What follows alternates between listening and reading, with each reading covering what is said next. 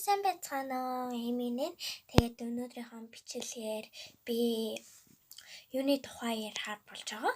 Хамгийн өмнө нь бид нар нөгөө одоо шинэ character-ийн тухай яриа. Тэгээд дуусчихсан. Тэгээд өнөөдрийн бидрээ ярих зүйл бол штэ.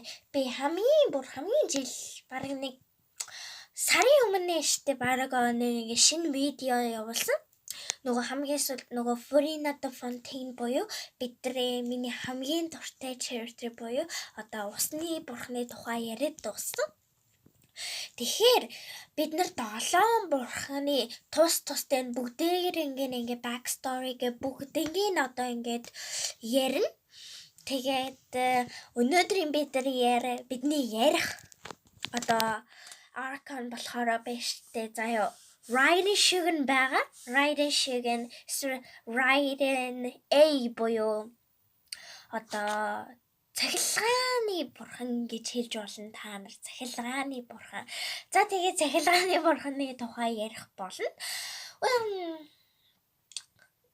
Eventually цахилгааны бурхан нь штэ заяа нэг одоо backstory-гээс нь хэдүүлээ эхлэе гэж үзэхэд штэ backstory нэг одоо нөгөө ингээд хамгийн дээр үедээ штэ заяа Tavati World ингээд штэ заяа ингээ юу болж ирсэн юм бэ л та тэ одоо тэрийг нь бурхтын дайн гэж хэлдэг хүмүүс.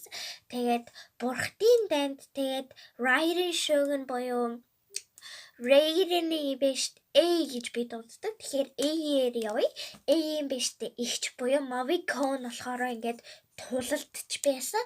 Тэгээд тулалдж явах явтаа амиа алдаа. Тэгээд Raiden болохоор A болохоор тэгээд хичээхэн өмнөөс одоо бурхны одоо юу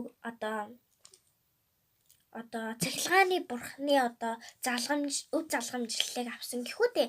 Одоо нэг тиймэрхүү. Тэгээ back story like that way.